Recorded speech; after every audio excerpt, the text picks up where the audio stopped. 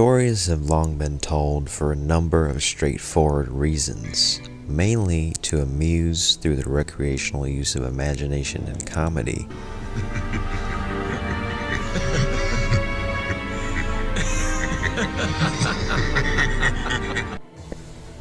Or to provide valuable lessons from the well-informed and arcane.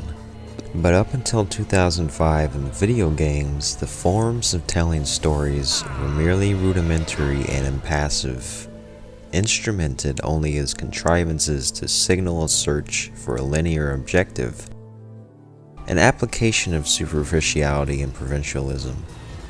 We embrace storytelling for recognizable patterns, the timeless tropes that tell us more about ourselves. This is why the storytelling of Devil May Cry 3 is an exercise in exaltation.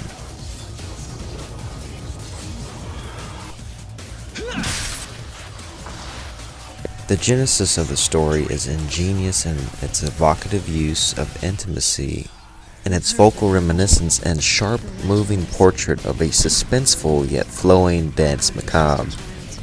The narration is both mysterious and prophetic in its directness, inviting us to ponder with intrigue at the clairvoyance and the labyrinthine ambiguity about who the hero and villain and narrator rightfully are. It is a dreamlike sequence setting us up for an awakening. Devil May Cry 3 makes pointed use of metaphor throughout the game, starting with the superbly fitting subtitle of Dante's Awakening. Not only does the protagonist gain access to newfound power, but he, along with the other players, gain insight into what they lack the most as beings. Devil May Cry 3 borrows from Greek tragedies, but is a great deal more persuasive and inspiring as a message about individuality and expression of personal freedom. It makes the best use of all of the great elements of storytelling, a setting that is exclusive, a dynamic ensemble cast of characters that are involved in an electrifying and daring conflict that builds to a sensational climax. It correctly and cleverly utilizes all three Aristotle unities of time, place, and one principal action. What is so outstanding and extraordinary about the story is how it is presented. The use of very traditional Japanese values of family ties, 2 pairs of families to be exact, and 4 individuals intertwined by fate with wildly different constitutions, perspectives, and reasons for fighting, each of whom is involved in an intractable fixture, a free-for-all for supreme power, retribution, and righteousness. It's a time trial concerning issues and themes beyond the traditional story of good versus evil. The families mirror each other's problems. When they get together, these characters all have something to say, have real human insights, and, above all, motivations. Where's your motivation? This complexity to characterization and story was all but absent from the medium before 2005. Each character introduction is indelible and revealing, sparing no expense in articulating to us the dispositions and temperaments that will come to define them.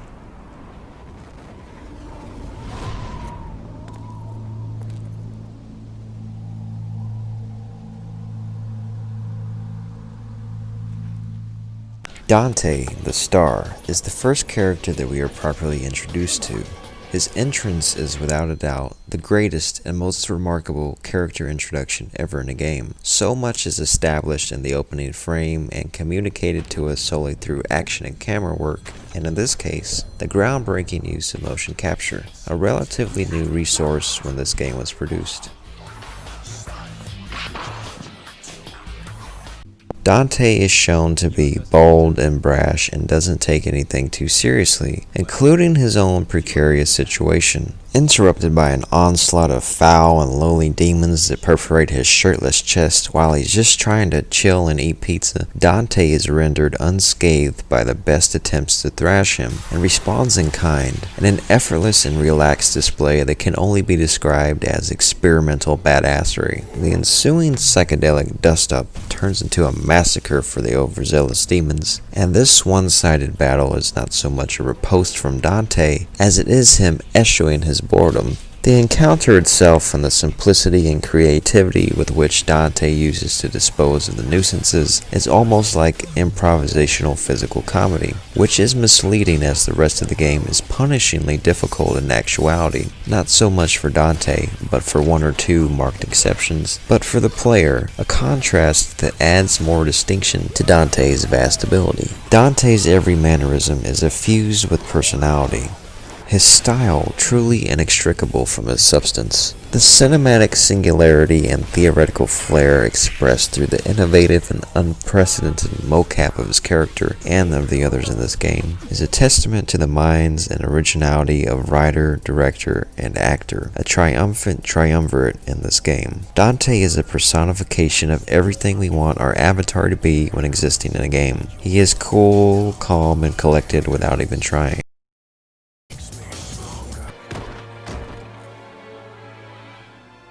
Is charming. A fast woman.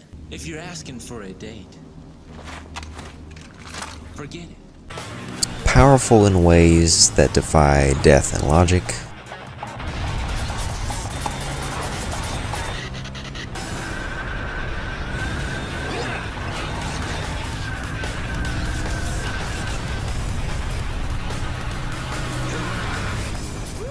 And can talk the talk and walk the walk with ease. Dante is the best and most that video game characters have to offer. He is almost unrestrained in having fun, but it is not so much about what he does as what he doesn't do.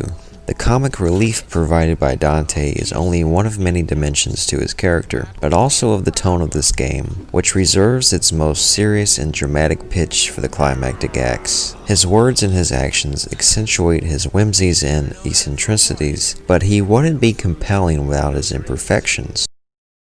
And the only babe just left. At various intervals in the game's story, he makes mistakes, finding himself to be fortune's fool with many accident-prone blights and misadventures befalling him.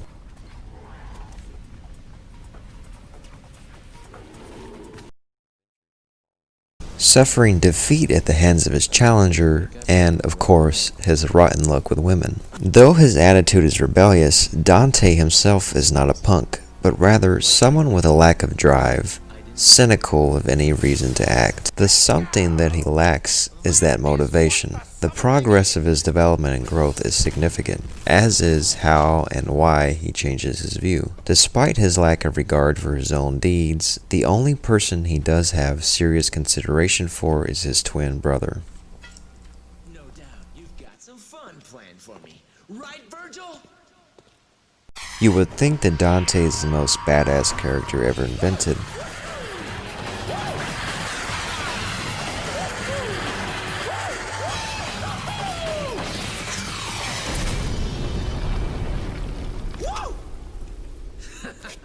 Until you see the other guy. Virgil goes to 11. A fascinating and vital component of this story's thematic foundation is the understatement of Dante's potential when compared to his rival. Our main antagonist's lavish looks might deceive, but watch out for how cold-blooded he really is. Consider how, at the alarming advent of his inaugural appearance, Virgil nimbly and thoughtlessly dispatches a menacing foe that Dante himself struggled to ward off.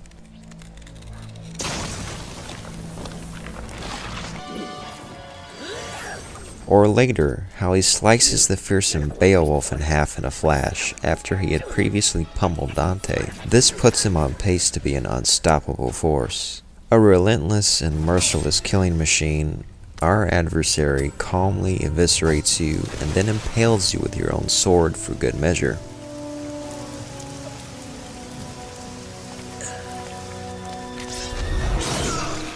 Virgil is the diametric opposite to Dante. The Darkslayer shows a consummated mastery of his technique early on. Whereas Dante is laid back and extroverted, a playful show-off, the sorcerer named Virgil is well-kept and self-effacing, reserved and unflappable, a terse, high-minded, and scrupulous assassin that is time-honored and orthodox, only resorting to his sword skill and always sheathing his devil arm back into his scabbard after a kill.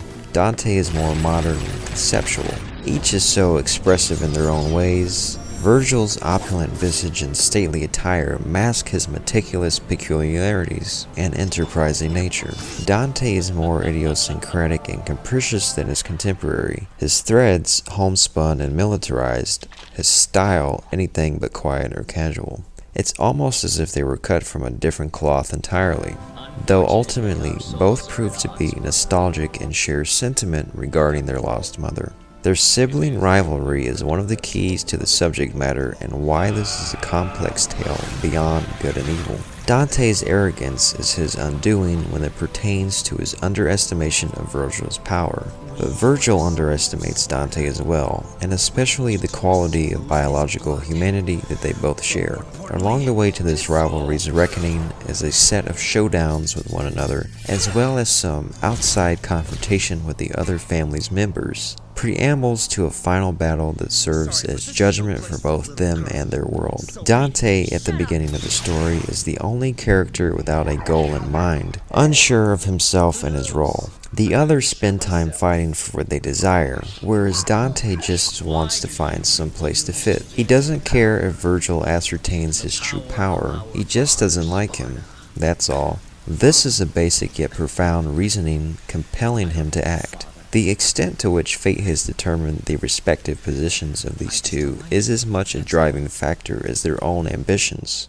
Virgil reveres his father, while Dante has more affection for his mother, ironically disregarding the reputation and legacy of Sparta that was so admired and emulated. In the first meeting, though battle-tested, Dante is no match for Virgil, seemingly annihilating him and taking the amulet that is both keepsake and key to unlocking the underworld and their father's stowed power. But Dante's inner demonic power awakens then and there, reviving him and humoring Virgil. Then the mysterious man Arkham appears to dissolve the fighting and divide the two. We should leave. For the moment we have all that we need.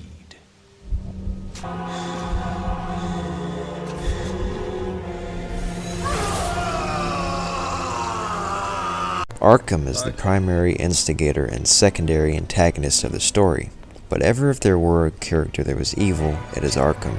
Arkham was once an ordinary man who had pursuits of obtaining demonic power and had no problem sacrificing his own wife to this end. His knowledge of the black arts exceeds even that of Virgil, which is how he's able to trick him and the others into his master plan. He intones about evil at Virgil's side, and about the amulet that can be used to grant him the power that he seeks. But Dante has the other half. Arkham arranges the meeting between them so that they can battle using their angst in order to weaken each of them and lure them into a trap so that he can swoop in and hijack the power of Sparta. One of the most fiendish villains, Arkham is a twisted, treacherous opportunist and a conniving, calculating schemer.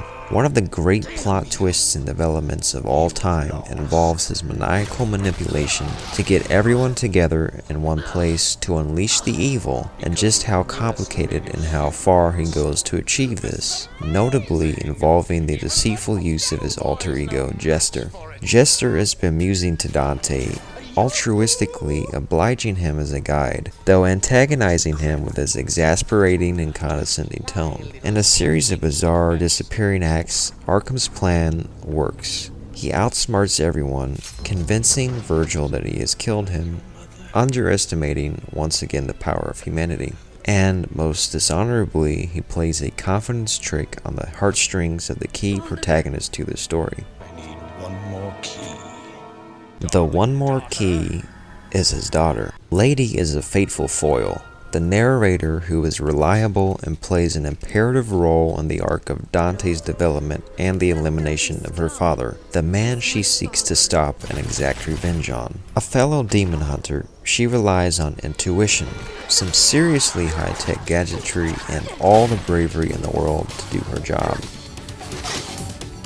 Lady is hasty and temperamental when we first meet her. Driven by anger and resentment, she nobly vows to expel every last demon, including Dante. This motivation is unchanged, even though she later makes an exception when she witnesses the maturation of Dante, but this is due in a large part to her own perseverance. She may not be the protagonist, but she is perhaps the most key character to how the story turns out.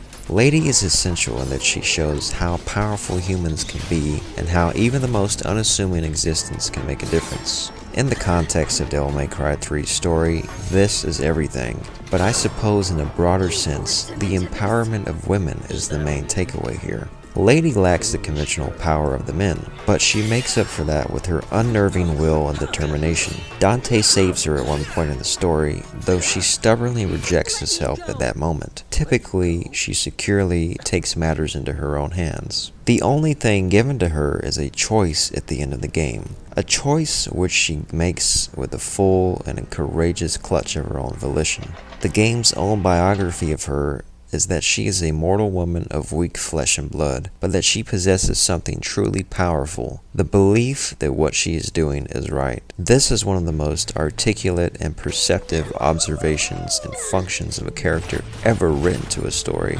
This quality alone makes her the strongest, most kick-ass, and well-written female character in all of gaming, and one of the best characters in general. Completely worthy and felicitous for Lady to set the tone and tell the story at the beginning and the end. Use of color is a great allegory in Devil May Cry 3. Notice how Lady features both a red and a blue eye, a heterochromatic symbolism of the contrasting and conflicting fates of Dante and Virgil. There stands she, in between them, the soul of the story. So Arkham plans to use her blood to undo Sparta's incantation, a ritual involving the sacrifice of an ancient woman to whom Lady is a descendant. This is a horrific and debased agenda, and it works because of the lapse of logic due to Lady's emotion. She detests her father to the point that she doesn't even want to be called by her real name, Mary. Lady, Virgil, and Dante then turn against Arkham, who overpowers them in their diminished state, enters the demon world, and steals Sparta's power for his own.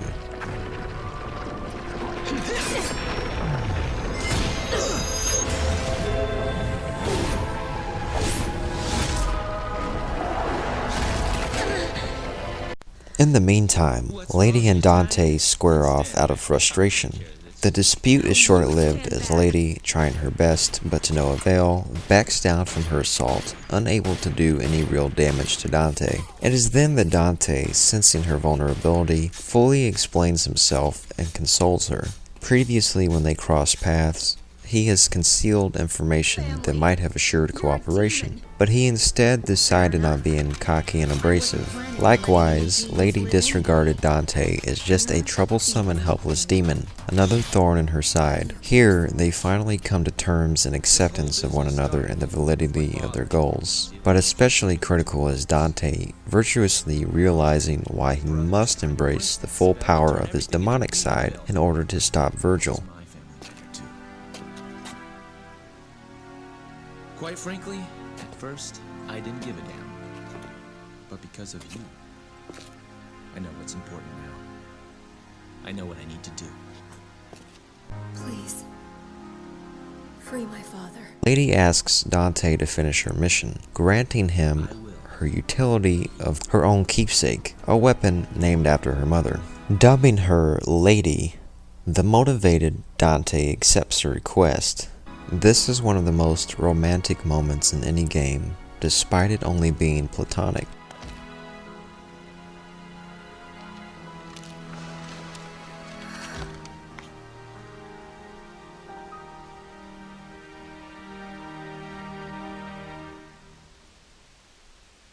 Soon after, Dante tackles the challenge of Arkham, who manifests into an unsightly monster. He is no eidolon of the true Sparta, but almost a humorous rendition of the foul incarnate. This is a losing battle for Dante, who is overmatched by Arkham, wielding the power of his father.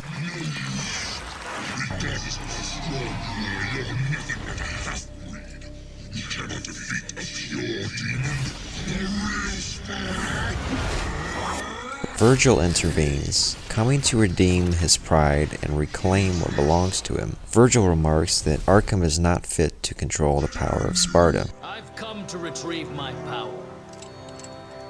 You can't handle it. Possibly believe that he deserves to be our main. And he is right.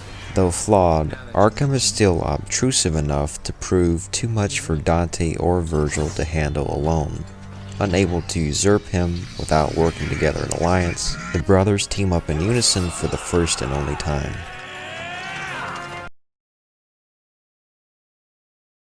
They parry and repel him, sending him back down to Earth before scrambling for control of the power themselves.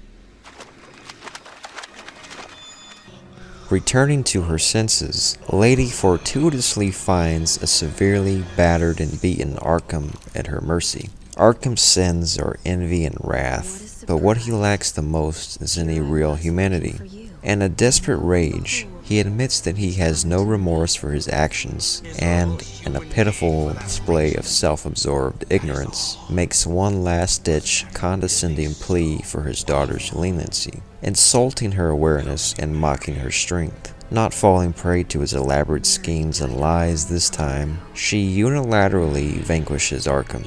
Lady. Goodbye, Father.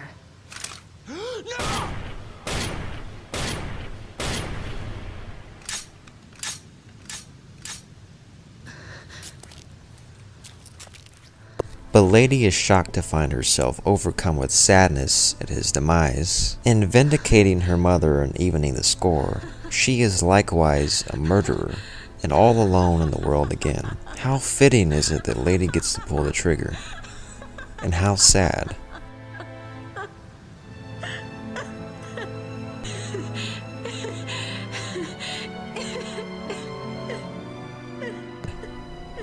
This is one of the most powerful and poignant moments I have ever seen in a game. Simultaneous to this event is Virgil assuming the Sparta sword and his own amulet, taming more control over the power, but not absolute control, as Dante has his amulet back as well, which puts the portal to the worlds in jeopardy as well as mitigating the might available to either of them. The first fight was a loss, the second a draw, and in the third, Dante takes the win because he activates his better nature, trusting his instinct, his aptitude for heroics, and embracing his true self, while Virgil does not. Virgil is not evil, but he is corrupt and lacks the respect and appreciation for his own humanity, a fact that Dante is no longer predisposed against. Dante overpowers Virgil, who is incredulous and unconvinced in his failure.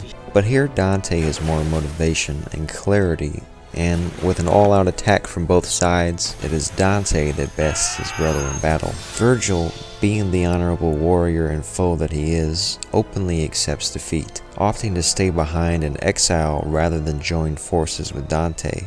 Dante entreaties him, giving him his hand, but Virgil declines and resigns to a world apart and whatever fate is in store for him. Rarely do you feel sorrowful for the antagonist, but Virgil is a special case, being one of the best written and acted characters in the game, a rival to the protagonist in almost every sense of the word. I'd like to read some prose that was written about this game, and Virgil specifically, in 2006 and attributed to Game Informer. The mark of a great final boss is when players can look at their maxed out, unstoppable juggernaut of a hero, then glance at their opponent and still wish that they could switch places. Game Informer magazine. There isn't much more to say about him.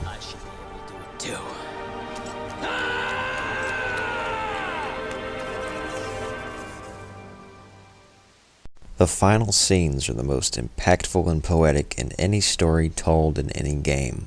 Dante and Lady reconvene, meeting in the human world for the first time, and this time under new terms. Picking up where they left off with the overtone of a low-key, unrequited romance between them, the two heroes' implicit mutual understanding of one another is fully realized with and punctuated by the melancholic loss that they both share. Consider that they are the same person. They have come full circle, both having grown up orphaned by losing a mother and not knowing or accepting their father. Both have lost the only family that they had left, and by taking matters into their own hands. Together, they are the sole survivors, two characters forever altered by their ordeal. They're intertwined in paralleled fates. Dante stopped Virgil, his own brother who sought unlimited power to fill his own void, and Lady exacted justice on her father who conspired against the world, and now they grieve.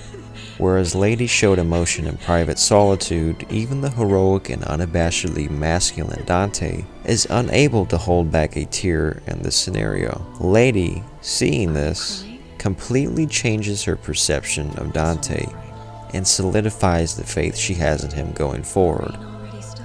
She inquires, concerned if not fascinated at this phenomenon. Dante, of course, issues a sarcastic reply. They are momentarily detached from reality. The next exchange is brilliant.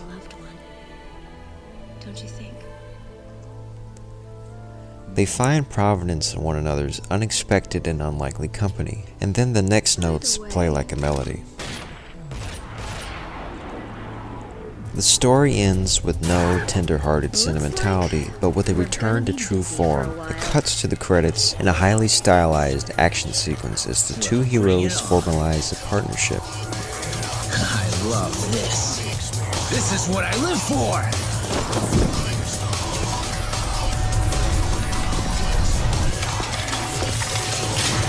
I'm absolutely crazy about it! I need to ensure that monsters like my father never come about again. How fitting is it that Dante gave Lady her new name, and now she gives him the name for his shop, one that embodies the meaning and the whole reason for making the game. The ending is emblematic that they can be who they want to be.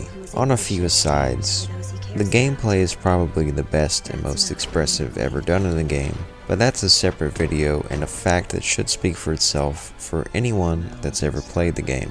I was interested in the takeaways of the narrative and what it can teach us about storytelling, video games, and the potential through their synthesis. Another side is the peerless and eclectic soundtrack with a catalog of music ranging from hard rock to grunge to electronic to some of the most beautiful and classic orchestral pieces ever commissioned for a game. Spawned out of the Resident Evil 4 development project, by the time Devil May Cry 3 was released, the series had become a staple and icon of its own. This paradisical parlay hits the jackpot.